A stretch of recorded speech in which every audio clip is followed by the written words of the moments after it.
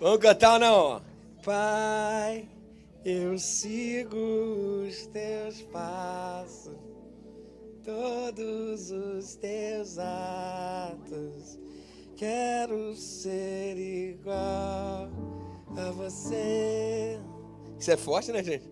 Pai, em tudo é meu exemplo. Eu em todo tempo quero ser igual a você. A pergunta que eu te faço é: se teu filho for igual a você, você se orgulharia dele? Feliz Dia dos Pais. Gente, antes de eu começar a falar, a recepção da nossa igreja disse que hoje tem um pai que está fazendo aniversário aqui, é o seu Danilo. E está aqui. Deus te abençoe, seu Danilo. Que bom que o senhor está aqui, viu? Muito bom que o senhor está aqui. Muito. Eu quero falar para os pais hoje, eu quero que você abra lá em Deuteronômio capítulo 6, versos de 1 a 7. O texto aqui é o sermão de Moisés, é o maior sermão da Bíblia, que foi o texto de Deuteronômio escrito pelo próprio Moisés. O contexto é uma geração que se perdeu no deserto porque adoravam outros deuses, porque desobedeceram a voz do Senhor. E 40 anos eles rodaram no deserto antes de herdar a terra prometida.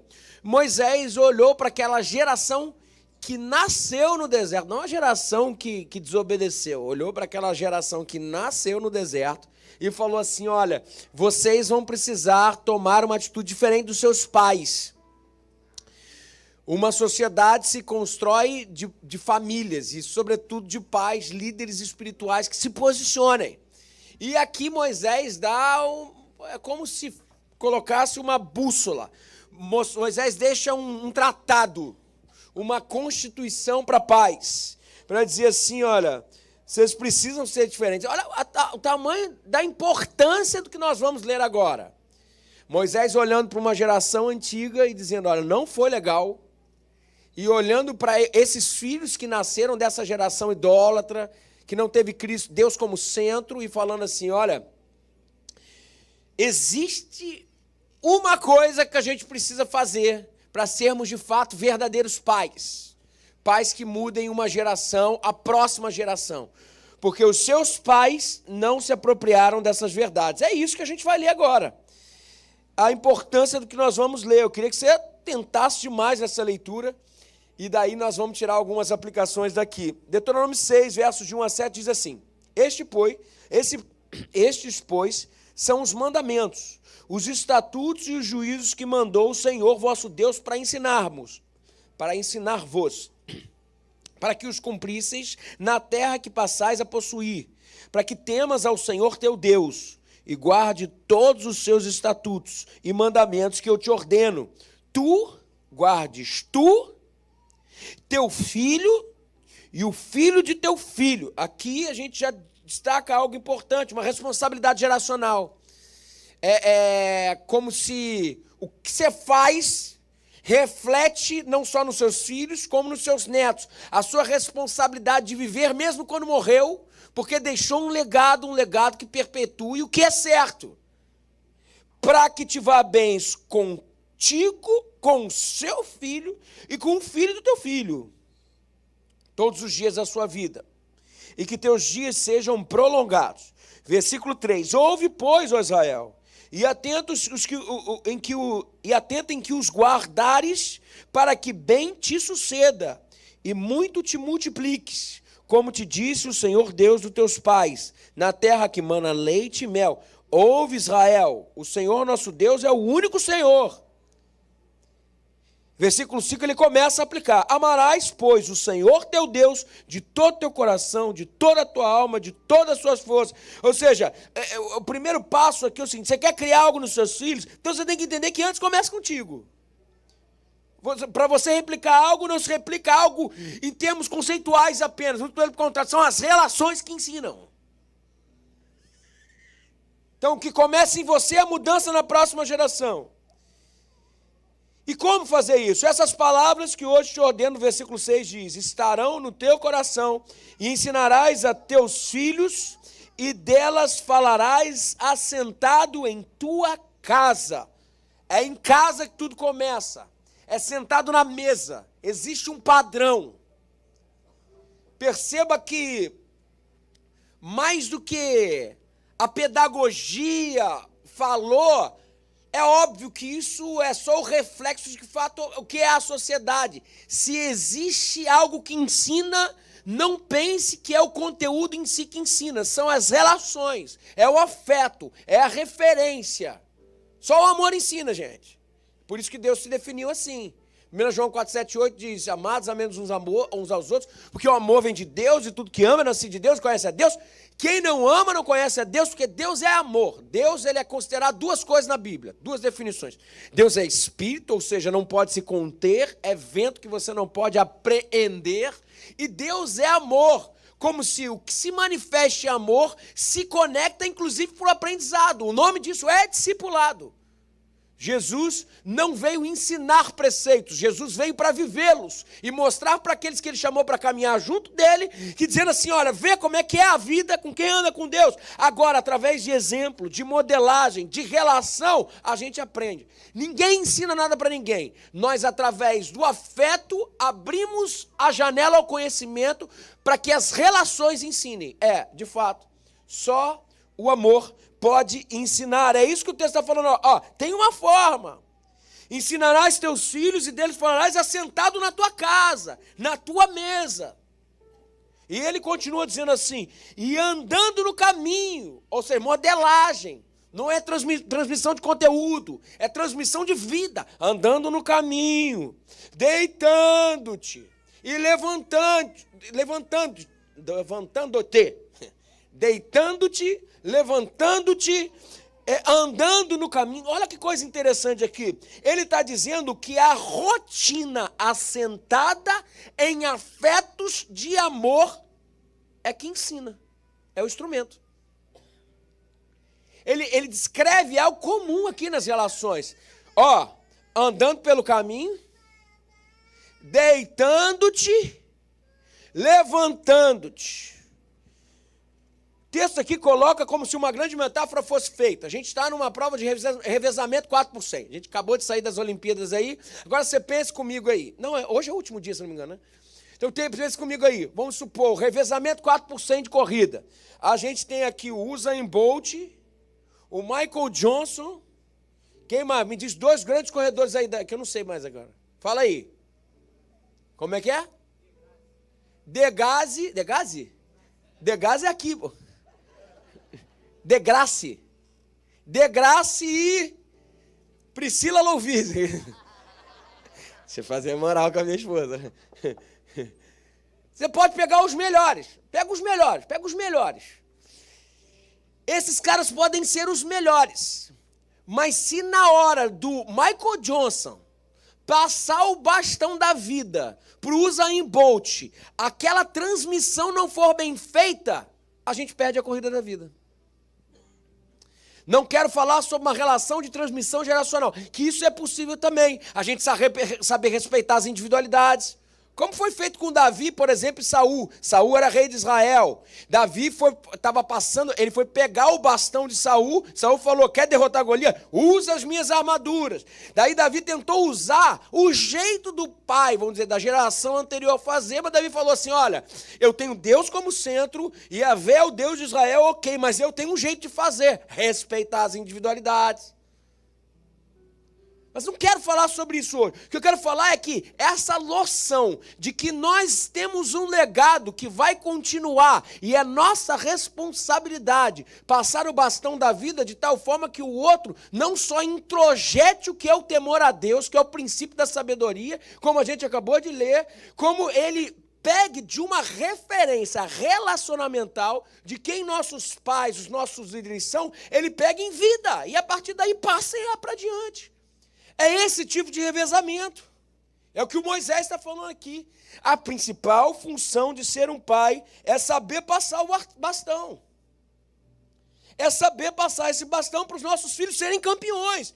E claramente, o texto bíblico nos fala que só existe vitória para os nossos filhos se esse bastão que passamos adiante for o Senhor como centro e ter o temor ao Senhor e a partir daí ter prazer nessa relação. Mas como ser assertivo nessa construção de filhos que serão bom perfume para Cristo, de Cristo para as nações? Como ser assertivo? O texto nos ensina, e o texto nos ensina o que fazer e como fazer para construirmos filhos que povoem o céu, em 2 movimentos. O primeiro movimento é o que fazer, e o segundo movimento é como fazer. O que e como. O texto já não fala isso. O primeiro movimento do que fazer é paz. E o texto fala, sejam intencionais em tudo na vida dos seus filhos. Moisés reuniu seus filhos e falou assim, ó, nós pisamos na bola com vocês, mas eu quero falar para vocês, olha só, existe uma possibilidade. Ele juntou o povo e falou assim, olha, eu tenho um caminho novo. E essa intencionalidade, ela tem que ser nos mínimos detalhes. Muitas vezes, as nossas palavras são mutadas pelas nossas ações. As nossas ações falam muito mais alto, porque são as relações que ensinam. Lembra? Ensina os seus filhos nas casas, no andar, no deitar, no levantar. São as relações. O Moisés já falou para a gente. As nossas relações, o que nós fazemos, ecoa muito mais alto nos corações dos nossos filhos do que de fato que falamos. Essa intencionalidade, ela sempre aconteceu e sempre foi o parâmetro de Deus para ensinar qualquer coisa. Jesus chamou 12. Para andar, não botou dentro de uma sala de aula, porque são as relações que ensinam, é a modelagem que ensina. Deus sempre foi um Deus intencional. Por exemplo, por que Deus colocou cabelo na gente? Depende, né? Depende de quem, né?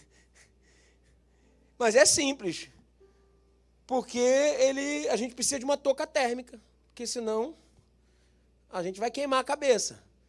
Os carecas sabem disso, não é? Se não sabe, eu tenho um shampoo que minha avó fez depois, gente. Depois eu vou passar para você. Estou falando sério. A minha careca melhorou. Vocês viram aqui. Por que Deus colocou na gente pelo no nariz, gente? Pelo no nariz. Você tira com aquela maquinezinha, sabe? É filtro para os nossos pulmões. Por que Deus colocou o nosso ouvido com esse formato? É uma concha acústica para a gente escutar. Tira isso aqui para ver se não acaba o som. Essa concha acústica. Por que Deus fez os nossos dedos, cada um com um tamanho, de um jeito, uma forma? Porque isso é uma garra para a gente pegar as coisas. Deus não é um Deus aleatório. Deus não faz as coisas no improviso. Deus é um Deus que em tudo, em qualquer ação, Ele é intencional e em tudo que Ele fez e tudo que Ele faz tem um propósito, tem um sentido. Da mesma forma, quando a gente olha para Jesus, acontece a mesma coisa. Jesus claramente, quando fez o seu primeiro milagre, Ele não curou morto. Não curou morto, né? Não ressuscitou morto, não curou enfermo, não expulsou demônio, não. O primeiro milagre de Jesus foi aonde? Foi num casamento. Por quê? Porque ele tinha a intenção de mostrar algo. Ele nos mostrou ali e mostrou para a humanidade que casamento é a prioridade das prioridades em qualquer coração, em qualquer pessoa. Casamento é prioridade no coração de Deus. A Bíblia começa com casamento. O Antigo Testamento termina falando sobre família. Filhos, conversa os corações dos filhos aos pais, dos pais aos filhos. E também, se a gente for olhar, a principal história de Jesus, a que ganhou mais fama, a história do filho pródigo, fala sobre uma relação de família. E a Bíblia termina com o casamento, as bodas do Cordeiro. Tudo existe com um propósito nos movimentos de Jesus. E Deus, Ele nos ensina hoje que nada pode ser jogado ao vento. Tudo precisa ter uma intenção específica. E por que, pai? E aí eu falo com você. Por que, pai? Você muitas vezes não é intencional com seus filhos. Por que, pai? Você muitas vezes não é intencionado com a sua esposa. Por que, mãe? Você muitas vezes não é intencional com seus filhos. Bom, se tudo comunica, eu não posso ser leviano em minhas ações. Se tudo comunica, eu não posso fazer de forma aleatória. Sabe, gente, eu fico muitas vezes preocupado como alguns pais não se dão conta do quanto é sério não ser intencional. Por exemplo, quando sentam à mesa com seus filhos. Hoje a configuração dos lares mudou. O tempo nos é tomado, o que a gente faz? Quando a gente chega na sala, as cadeiras estão em torno do quê? Os sofás, as cadeiras, em torno do quê? da TV. Tiramos a mesa da sala de estar, a mesa ganhou um lugar que muitas vezes um monte de casa não tem. Hoje, a organização das nossas casas diz que quem controla as nossas relações é a tecnologia. Isso nos afasta das pessoas próximas e nos conecta com as pessoas de longe. A gente vai, é impressionante, você chega aqui, vai aqui no Outback aqui agora. Você chega lá, as mesas estão lá, está todo mundo com o celular na mão. Engraçado, está ali para se relacionar, tu está com o celular, bota o celular do lado, pô. Você não percebe que são as relações que ensinam. É o que o Moisés acabou de falar. Olha só, você tem que entender um negócio. Você vai ensinar quem é Deus e as noções de vida para os seus filhos através de relações bem instituídas. Através de deitar, sentar, levantar. Teu filho vai te encher a paciência acordando 6 horas da manhã, você vai mandar o menino dormir, aquele vai dormir, meu filho. Isso aí, ensina o moleque. A hora que tu dá bronca no teu filho pela 20ª vez, porque ele derramou um negócio lá, você está ensinando, você está mostrando que você consegue corrigir, você está estabelecendo uma relação. Muitas vezes a gente boicota as refeições juntos e pensa que isso aí é algo corolário, é um apêndice. Não, muito pelo contrário. Na mesa, como a gente acabou de ler, ensina o seu filho na casa, na mesa, nas relações. Gente, na mesa é que acontece o olho no olho. Na mesa é o que acontece o discipulado. Na mesa é que se sorri. Na mesa é que se aprende a chorar. Na mesa é que se aprende o valor das coisas. Na mesa é onde a gente vive leve. O seu filho não precisa do teu presente. Seu filho precisa da sua presença. Cara, vive com menos dinheiro, mas dá atenção para o teu filho. Porque a gente tem a justificativa, não tem? Ah, não, eu preciso trazer o pão para a mesa. Eu não estou dizendo que a gente não precisa. Mas, cara, de verdade, o que você ganha? Será que não é melhor tirar o pacote do Xbox? Aqueles 50, 100 reais lá que você compra do Game Pass, sabe, para jogar FIFA. Não é melhor tu tirar aquele negócio ali e ir aplicar e trabalhar 100 reais é 1 hora tua de trabalho? Então faz o seguinte, tira essa 1 hora tua de trabalho por semana e dá para teu filho. Não é melhor? Só que muitas vezes você fala, o meu custo de vida, de verdade, olha para o teu custo de vida e vê se as relações, a prioridade que ensinam, que fazem ensinar, estão sendo colocadas no teu custo de vida. Que muitas vezes não é o que a gente faz. E a gente fala, eu tenho que trabalhar, senão eu não pago minhas contas. Mas será que as suas contas são pagas para coisas que envolvem... Tudo bem? Tudo bem, tá. Amém. Será que as suas contas são pagas? Senhor, vamos orar, o inimigo está operando. Brincadeira. Tá tudo bem? Tá? Ah, tá bom. Será que as contas estão sendo pagas e você está fazendo um cronograma mensal do que tem que ser pago, baseado nas relações que ensinam, baseado nos afetos, no amor, ou baseado naquilo que a demanda da sociedade de consumo te colocou para consumir, dizendo que você só vai ser feliz tendo aquilo? A sociedade de consumo, muitas vezes, gera demanda para que a gente responda com consumo. E a gente perde os nossos filhos, a gente perde as nossas famílias, a gente perde as nossas relações. A mesa pode ser um lugar de transformação, ou pode ser um lugar de deformação. A sala pode ser um lugar de transformação, depende do que você faz, ou pode ser um lugar de deformação. O banco de trás do teu carro pode ser um lugar de transformação, ou um lugar de deformação. Um exemplo simples, é óbvio. Estava conversando aqui entre um culto e outro e falou assim, meu filho faz exatamente o que você falou no culto primeiro. De vez em quando a gente está lá, tem um sinal vermelho, está de dia. Não tem nenhum problema passar aquele sinal ali, o sinal está mal colocado, você passa, teu filho fala assim, pai! Foi o Dan que falou comigo. Eu também faço isso, Dan, desculpa. Mas vê, cara, a gente tem que entender que as nossas ações, os nossos filhos aprendem com o que a gente faz, não é com o que a gente fala. Você pensa que ele não está prestando atenção? Eu penso de vez em quando. Vamos fazer o culto doméstico. E o Theo é um TDAH, meu filho. Theo é sinistro. Meu irmão, eu começo a ler a Bíblia, falar sobre a história de Moisés. Helena lá, quebrantadona. Oh, Senhor, aleluia, aleluia. Helena quebrantada. Helena super quebrantada. Aí o Theo, meu filho, oi filho. Oi filho, você é uma bênção. Vou falar coisa boa agora, você vai ver. Fica aí que você vai ver. Você pensa que ele não está prestando atenção, meu irmão. E eu falo do Moisés que abriu não sei o que, o mar vermelho, não sei o que. Daqui a pouco passou um tempo. Ele está no celular ali, mas está escutando tudinho. Passou um tempo, ele falou assim, pô, pai, legal aquele negócio. E ele só, meu irmão, só pisinhando a irmã e tal. Daqui a pouco ele falou assim, pô, pai... Cadê? Daí passou o tempo, mais à tarde ele falou assim, pô, pai, muito legal aquele negócio lá do Moisés, que não sei o que lá. Eu falei, tá prestando atenção. Você pensa que ele não presta atenção. Eles estão prestando atenção em tudo, gente. Absolutamente tudo, sabe? Por isso, não basta ser santo para os nossos filhos. Não basta ser homem de Deus para os nossos filhos. Tem que parecer santo. Tem que parecer homem de Deus. Vou dar um exemplo disso, nas relações intencionais. Por exemplo, você ora pelo seu filho? Ora? Quantos aqui oram pelos seus filhos? Eu acho que todo mundo. Qual foi a vez que você abriu a porta, teu filho no lado de madrugada, abre a porta e começa, Senhor, abençoa o Theo, abençoa a Helena, para os filhos verem você orando. Verem que tem paz de joelhos.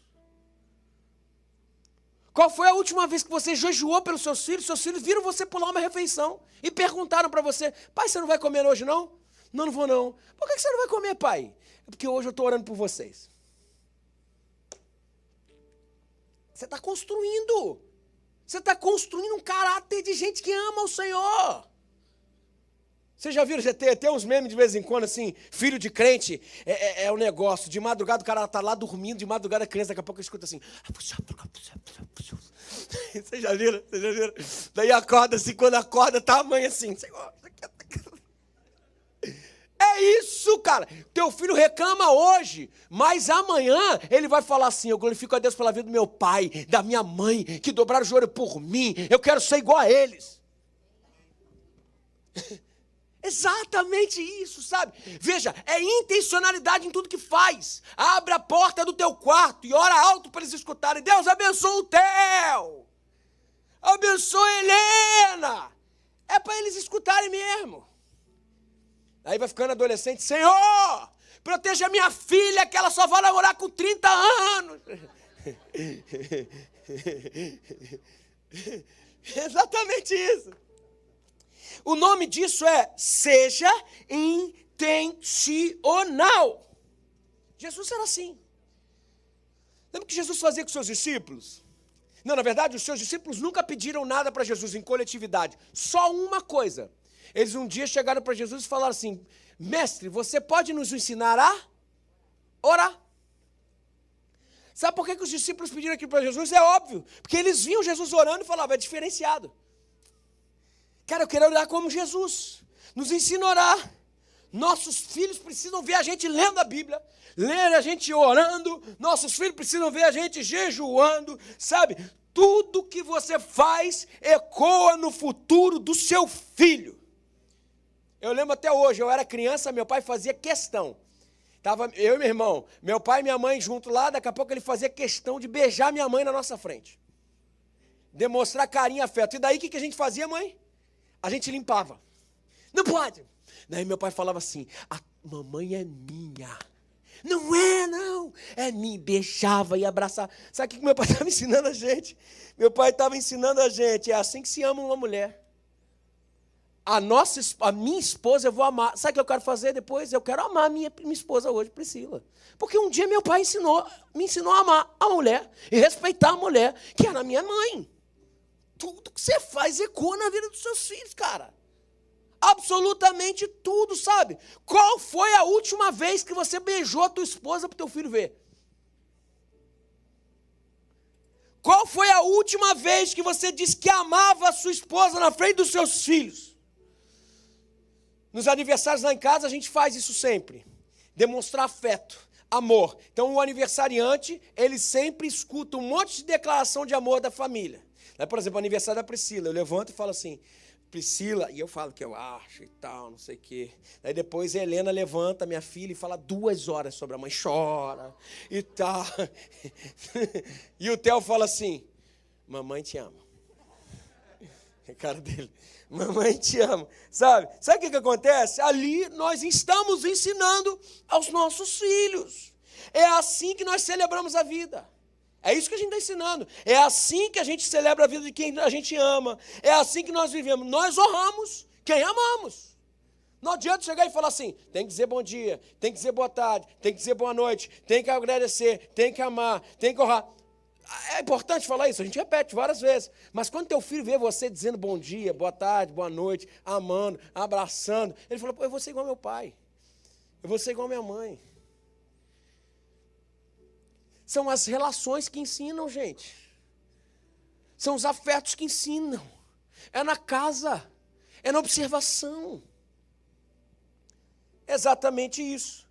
Nós precisamos ser mais intencionais. Tudo que você faz ecoa no futuro dos seus filhos. Tudo que você faz. Meu avô foi uma pessoa financeiramente muito abastada. Ele teve muita condição boa. Ele foi piloto de avião na época áurea, assim. Hoje a galera tem piloto de avião, eu não. Tem só o meu irmão ali. A galera de aviação hoje diz, pô, a época boa da aviação foi lá atrás, né, Luciano? Foi lá atrás. Meu avô pegou essa época. E meu avô era chamado comandante, não sei o quê, e ele sempre recebia presentes das pessoas.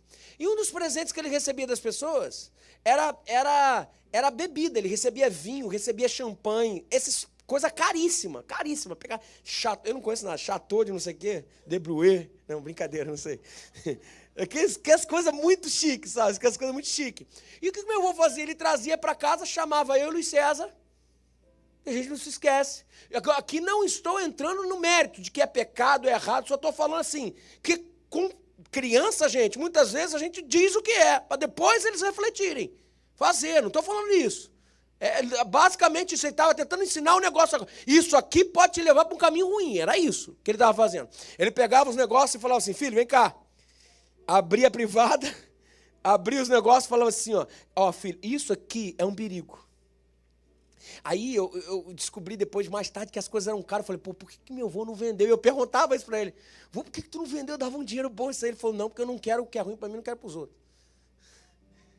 Sabe, é essa, sabe? Nós precisamos ser intencionais. Isso marcou a mim, meu irmão. Nós precisamos ser tudo que você faz ecoa no futuro dos seus filhos. Tudo que você faz.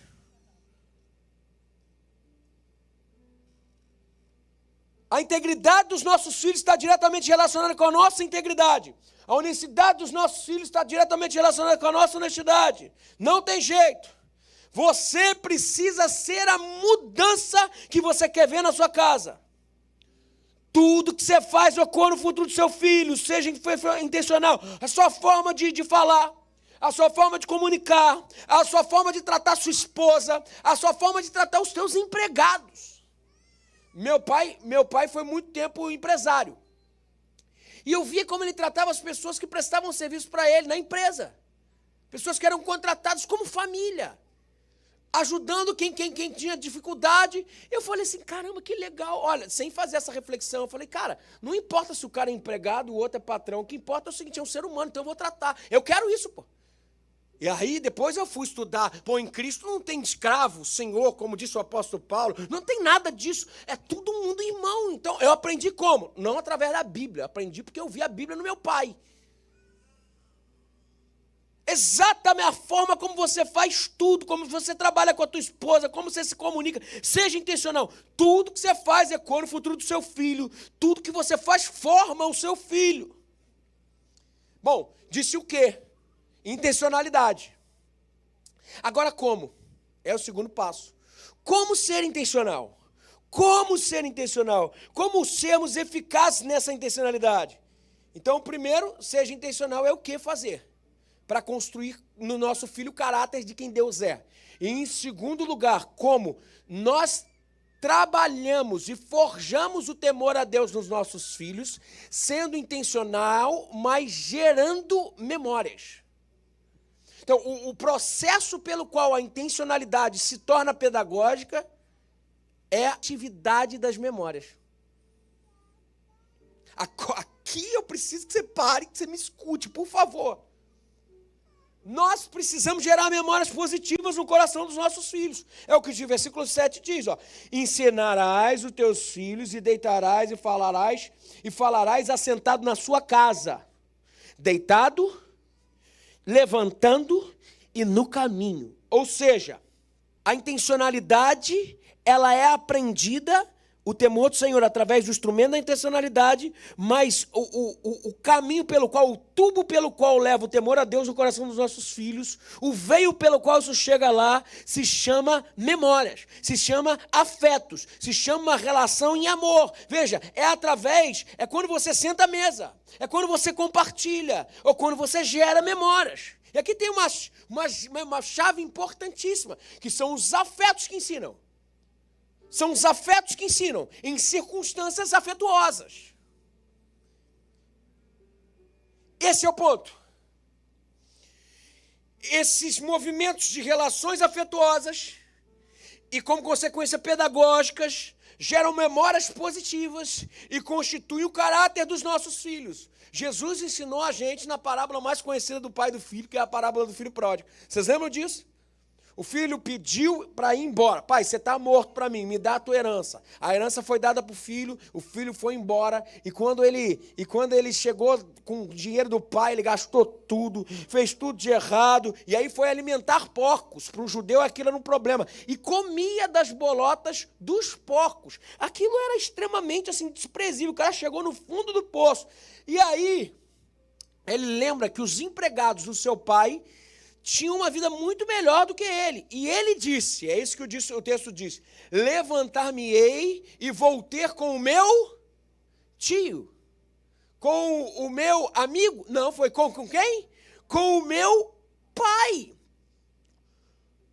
Por que ele teve saudade do pai? Por que ele lembrou do pai?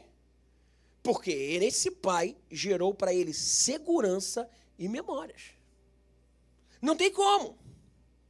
Eu tenho um pai, que eu desejei a sua morte, exigindo sua herança. E ao invés dele me mandar embora, ou até me matar, porque naquela cultura o pai tinha total domínio sobre o filho, ele fez diferente. Ele não me tratou como eu merecia ser tratado. Ele me deu a parte da sua herança. Eu tenho um pai sensível para escutar seus filhos em crise. Eu tenho um pai que me ama de forma incondicional. Eu tenho um pai que, como patrão, trata bem os seus colaboradores. Eu tenho um pai no qual eu posso voltar com absoluta certeza que ele não vai me enxotar para fora de casa. Eu tenho um pai que gerou em mim memórias positivas. Sabe qual é a pergunta aqui?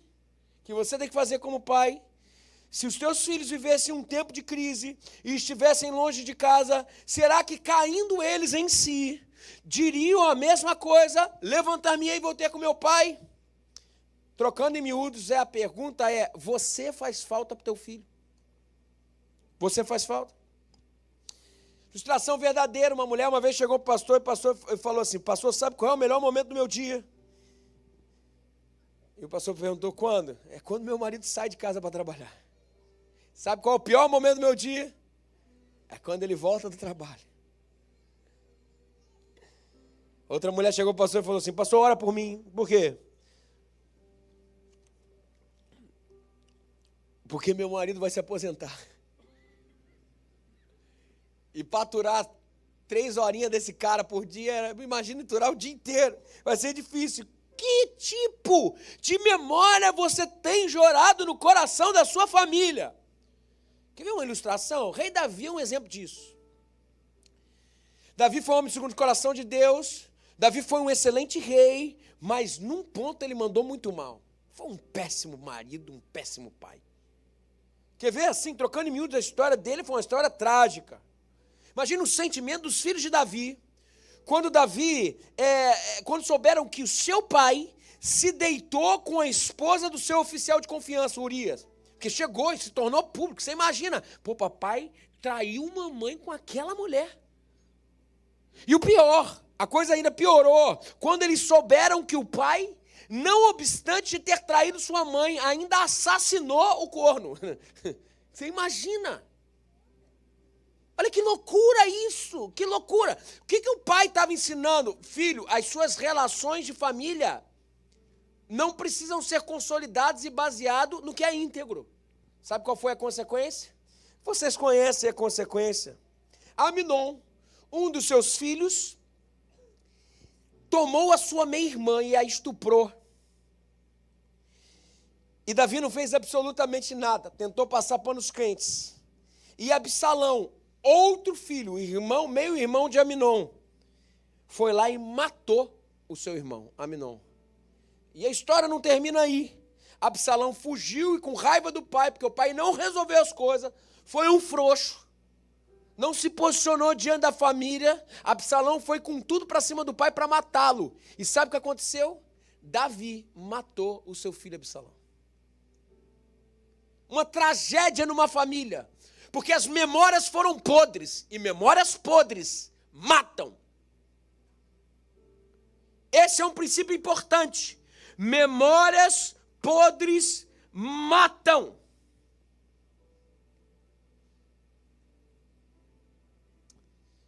Conta a história, uma história verdadeira, que a menina tinha dificuldade de aprendizagem para passar na faculdade. E essa menina estudou e conseguiu passar. E chegou em casa toda feliz. Agora eu vou agradar meu pai. A relação é muito ruim. Pai, tem uma novidade para te falar. Eu passei, eu consegui passar para a faculdade. O pai falou assim: parabéns para você, mas para mim você continua sendo a mesma burra de sempre. Resposta daquilo ali, com essa sabedoria de um elefante, né? A menina tentou o suicídio. Outra vez, o outro pastor conta a história de que uma mulher interpelou ele no final e falou assim: pastor, aquele é meu marido. Ele conhecia, era da igreja. A gente discutiu e eu ganhei na discussão. Ele não tinha por que ele falar sobre aquilo. Não tinha por quê. E eu mostrei para ele. E a filha dele do lado, assistindo tudo. Até que em um determinado momento, porque ele não tinha mais argumento, ele vira para ela, se coloca na frente da mulher e escarra na cara dela. O tempo passou, aquela menina cresceu, se transformou uma oficial, uma mulher que tinha doutorado e tudo mais, mas não casava. O pastor chegou para ela e perguntou assim: minha filha, mas e aí, namorado? Eu, pastor, me casar? Nunca vou me casar, porque eu não quero ter um homem escarrando no meu rosto. Memórias geram morte. Memórias geram morte. Que memórias nós estamos gerando no coração dos nossos filhos, no coração da nossa família? Quantos aqui hoje têm uma ferida emocional paterna e têm passado isso adiante como um lastro de morte que continua, que perpetua? Pessoal, nós vamos destruir as nossas famílias. Nenhuma ferida é mais profunda e causa mais dano na vida de um ser humano do que aquela que é provocada pelo seu pai. Nós precisamos interromper esse ciclo de morte. Quais são as memórias que nós estamos gerando no coração dos nossos filhos? Estou caminhando para o final. Eu queria dar uma solução. Nós precisamos aprender com o próprio Deus Pai, o Pai de Jesus. E o nosso Pai, ele ensina como formar memórias. Jesus, quando foi batizado pelo seu primo, João Batista, no Rio de Jordão, ele sai de lá, e quando ele sai de lá, diz o texto bíblico que os céus se abrem, uma pomba vem, e a voz, simbolizando o Espírito Santo de Deus, e a voz do próprio Deus falou uma coisa, o pai fala uma coisa para o filho. E a fala do pai foi: esse é o meu filho amado, em quem eu tenho prazer. Deus não falaria aquilo à toa. Deus é intencional. Esse é meu filho amado, em quem eu tenho prazer. Por que Deus fez isso? Por que Deus falou isso? Porque Deus sabia que seu filho enfrentaria o diabo logo em seguida e precisaria de duas certezas: eu sou filho e eu sou amado. Eu sou filho e eu sou amado. E foi o que aconteceu. Jesus saiu do Jordão e foi colocado pelo Espírito Santo no deserto. E no deserto quem estava lá? O diabo. E o diabo abre a boca para falar com Jesus. O que ele fala primeiro? Ei, se você é filho de Deus. Jesus deve ter rido na cara do diabo e falar assim: você chegou atrasado, meu parceiro.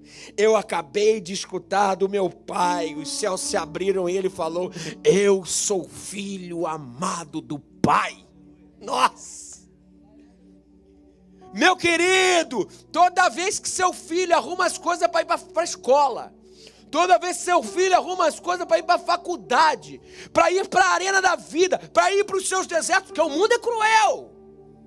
A vida é difícil, toda vez Ele precisa escutar de você, da sua vida, das memórias que você gerou. Ei, filho, você é amado.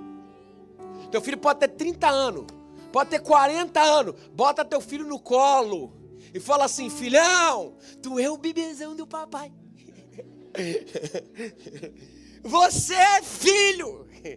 E você é amado. Diga sempre pro teu filho: eu te amo, filho. Tu tem dificuldade disso? Ah, meu pai nunca falou eu te amo pra mim. Eu amo do meu jeito. Do meu jeito é o caramba. Deus usou isso com Jesus, cara. E foi isso que segura. Nos momentos do deserto, a sua palavra de amor ao teu filho vai segurar ele em pé.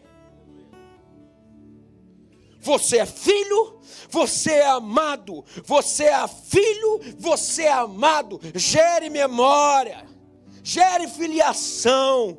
Essas memórias são armas que damos aos nossos filhos para eles lutarem contra o mal. Mais mesa na nossa casa e menos celular. Mais férias em famílias e menos dinheiro no bolso. Mais celebrações de aniversário e menos happy hour.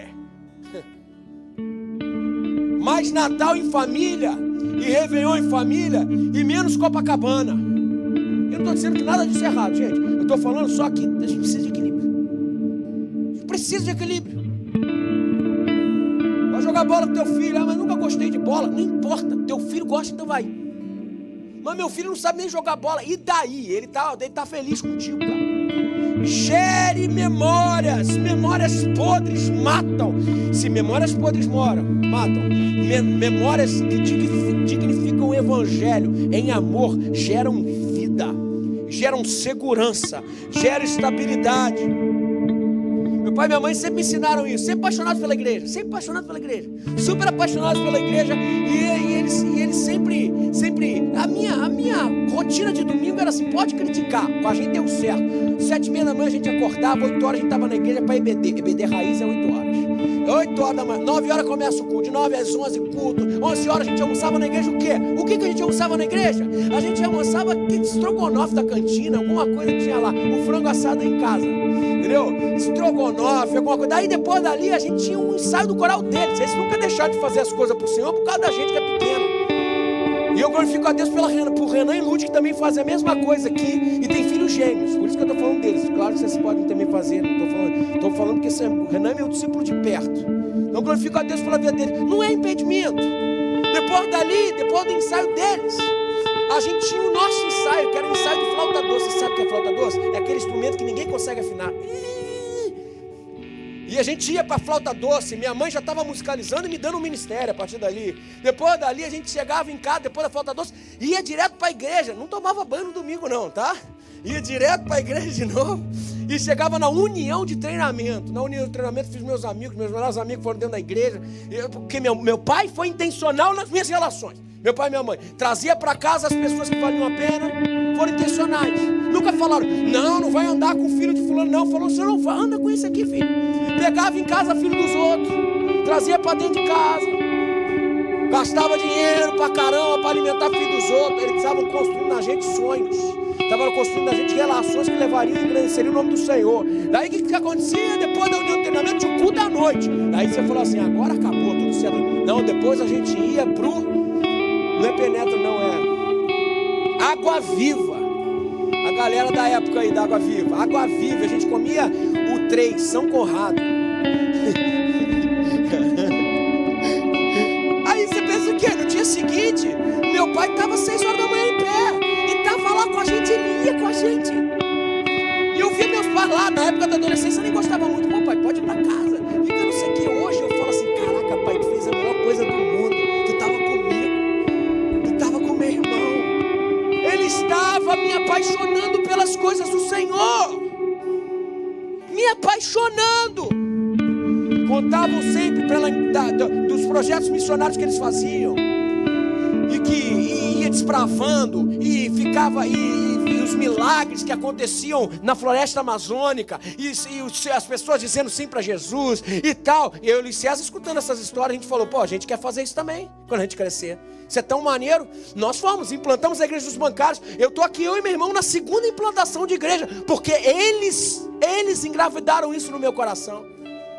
Eles geraram memórias de amor à igreja e de amor ao Senhor. A igreja tem problema, tem um monte. Eles souberam o momento certo para contar para a gente. Eles esconderam da gente quando a gente não tinha maturidade. Aí a gente cresceu. Aí a gente falou assim, pô, agora é a hora de termos os nossos filhos. Nossos filhos vêm para a igreja, fazem tudo. No início do ano, a Helena fez a primeira viagem missionária dela, no King's Kids. Semana passada ela falou, pai, em janeiro vai ter de novo. Pai, a gente pode ir? Falei, é óbvio, filho. Você percebe? O bastão que é passado do pai é passado para o filho, que é passado para o neto. E o nome de Deus é glorificado. E o nome de Deus é glorificado. O nome de Deus é glorificado. Eu creio que a descendência dos meus pais será poderosa na terra. Mas eu também creio que a minha descendência será poderosa na terra, porque as memórias em Cristo que estão sendo geradas nos apaixonam pelo Senhor e pelos seus preceitos. Por isso eu te falo hoje, que memória você tem dedicado à sua família? As suas memórias geram vida ou geram morte?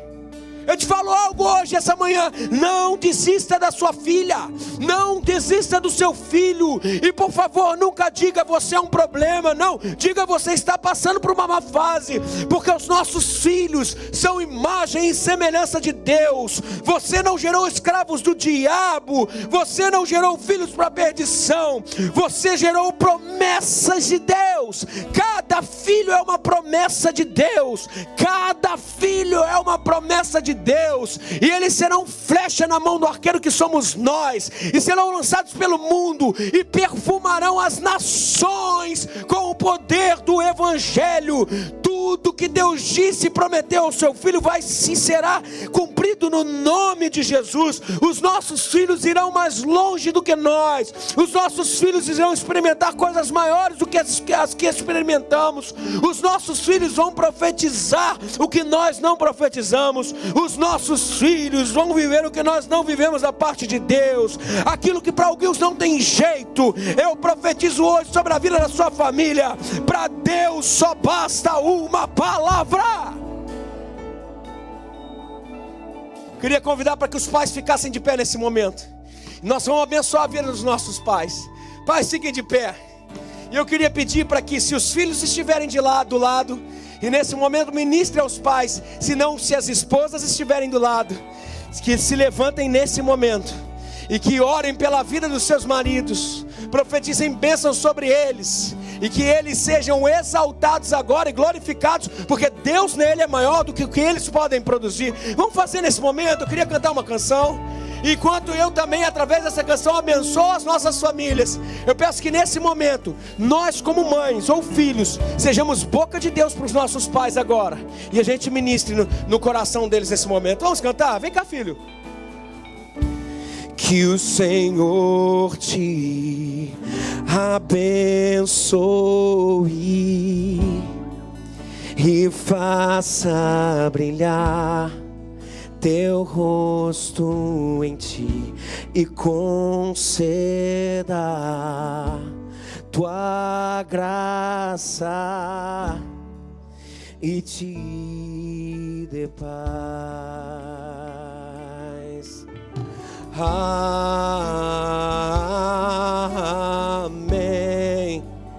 Amém. Amém. Amém.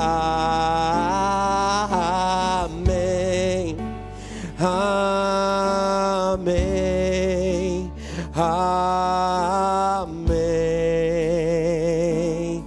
Que a bênção se derrame até 1000 gerações, tua família e teus filhos e os filhos de teus filhos. Que a bênção se derrame até 1000 gerações, tua família e teus filhos e os filhos de teus filhos. Tua presença te acompanhe por detrás, por diante, do teu lado e em ti.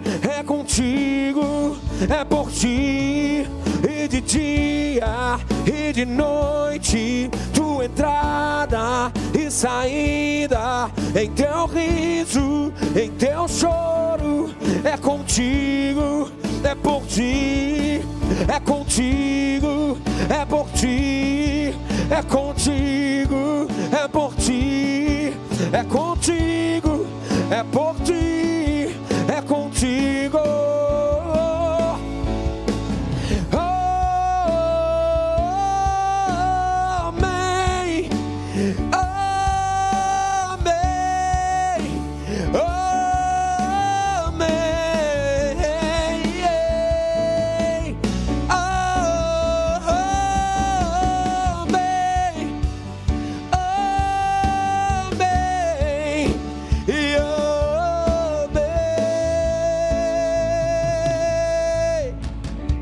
Queria convidar para que todos ficassem de pé nesse momento. Eu queria que você tomasse uma decisão nesse momento. Vem cá, filho, vem cá, filho, vem cá, filho. Fica aqui. Se você está aqui hoje e você, talvez isso aqui vai definir a história e o sucesso da sua família. Talvez não, vai definir. Se você está aqui hoje e você quer começar uma vida nova com Jesus, não falo com os homens apenas, eu falo com todo mundo. Você quer começar uma vida nova com Jesus? Ele sendo o centro, é o único jeito que a gente tem. Se esse é o seu caso, eu queria que você fechasse seus olhos nesse momento, você orasse comigo no seu coração, dissesse assim: Senhor Jesus, sou falho. Senhor Jesus, muda a minha vida. Senhor Jesus, muda a minha história. Entra no meu coração. E assim eu oro no nome de Jesus. Amém. Você continua de olho fechado, cabeça abaixada. Se você orou comigo, levanta sua mão lá no alto agora. Eu quero que Deus te abençoe, Deus te abençoe, Deus te abençoe. Mais alguém aqui? Deus abençoe. Mais alguém aqui? Deus abençoe, eu estou vendo você. Mais alguém aqui dizendo sim para Jesus hoje? Deus abençoe, eu estou vendo você. Se você está afastado do Evangelho e hoje o Senhor está te chamando para voltar, você está voltando para o Evangelho hoje, levanta sua mão onde você estiver. Levanta, Deus te abençoe, eu estou vendo você. Mais alguém aqui? Glória ao teu nome. Vamos orar, gente. Senhor Jesus, sou falho. Senhor Jesus, somos falhos, mas o Senhor é tudo em nós. Oh, nós te agradecemos porque Tu és um Pai presente. E nós vamos te pedir, Senhor, pela nossa família essa manhã. Senhor Jesus, cuida da nossa família. Ajuda-nos, Senhor, como homens seus, sermos referência e bom perfume para os nossos filhos. E que os nossos filhos sejam grandes flechas nas Suas mãos. Eles são seus, Senhor. E que o Senhor nos abençoe e nos guarde, e faça estabelecer o seu rosto sobre nós e tenha misericórdia de nós.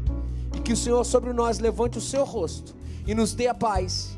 E assim eu oro no nome de Jesus. Amém. Vamos aplaudir o Senhor, gente. Excelente Dia dos Pais. Um beijo, vamos cantar.